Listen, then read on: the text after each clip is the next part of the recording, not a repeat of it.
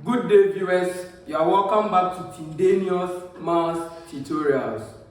We are still considering factorial concepts, so I have created a playlist where I've deposited all my videos over there. Okay, so if you are new here, kindly share, like, comment and subscribe for more interesting videos and catchy topics.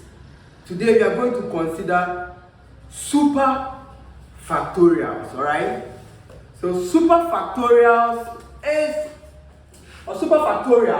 is denoted by S super, right?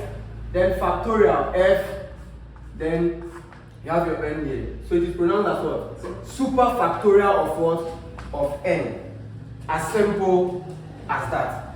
And by definition, superfactorial of N is given by, we have N factorial, then times N minus 1 all factorial times N minus 2 all factorial. Alright? Then until you approach the positive numbers, like let's say 3, then factorial, then you reduce 3. Okay, so 3 minus 1, you have 2, then add factorial, then times what? So 2 minus 1, you have what? 1, then what? Factorial. As simple as that. Viewers, this is very similar to N factorial, but let me tell you the difference. Look, by definition, N factorial is given by, you have your N times what? Its degenerate. So you multiply N in its descending order of magnitude until you get to the value 1, then you stop. So you have what? N minus 1 without the factorial. Times what? So times N minus 2 without what? The factorial. Take note. Then until you get to, let's say, the positive numbers like 3. So 3 minus 1, you have what? Times 2. Remember, without the factorial notation, okay? Then times what? Times 1. So you see, they are what? They are different. So try and listen to the voice of the question. Alright? And by definition, subfactorial of 0, okay, is equal to 1. As simple as that. So evaluate the viewers. So number 1, superfactorial of 3, right? So have it this way. So superfactorial of the number 3 is given by class. What's the number here? 3, right? So I have what? My 3 was factorial, right? Then times, so you subtract 1 from the numbers, okay, in the descending order of magnitude until you get to 1 factorial, then you stop. So times what? So 1 minus 3 is what? 2. So I have 2 what? 2 factorial. Then times what? 1 what? Factorial. Right? So you know that 3 factorial is the same as what? 6. So I have 6 plus what? 2 factorial is the same as 2. Then times what? 1. So what do we have? So this is times. Alright? So what do we have? We have it to be what? 12. As simple as that. What about superfactorial of 4? So superfactorial of 4 is what?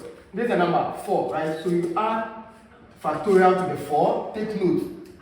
Then times what? So 4 minus 1 is what? Is 3. Then you add what? The factorial. Viewers, please don't forget your factorial. Once you discard this factorial, what it means is that you are working out for what? N factorial. Alright? So times 1 minus 3, we have what? 2 what? Factorial, then times what? 1 factorial, because 2 minus 1 is what? Is 1 what? Factorial. So what do we have? So we have our 4 factorial this way. So we have 4 factorial times what? 3 factorial times 2 factorial. By the help of the calculator, we are getting That's 288. So my last example, we have superfactorial of 5. And superfactorial of 5 is given by what? 5, the number 5, then what? Factorial times. So you subtract 1 from 5, you have what? 4. So my next number is what? 4, then attached to the 4 is what? The factorial sign. This way, then times what? 3 factorial times what? Times 2 what? Factorial times what? My 1 what? Factorial. 1 factorial is the same as what? 1. So by the help of the calculator, I have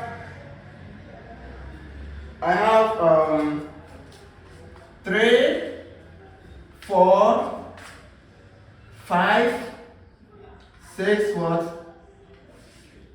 0. So 34,560. Viewers, this is the end to this simple topic. But listen, I want to add what we call the recursive formula with respect to superfactorials. Alright? So stay tuned. Where I bring you what? The recursive formula regarding what? This topic. I'll see you next time. Bye.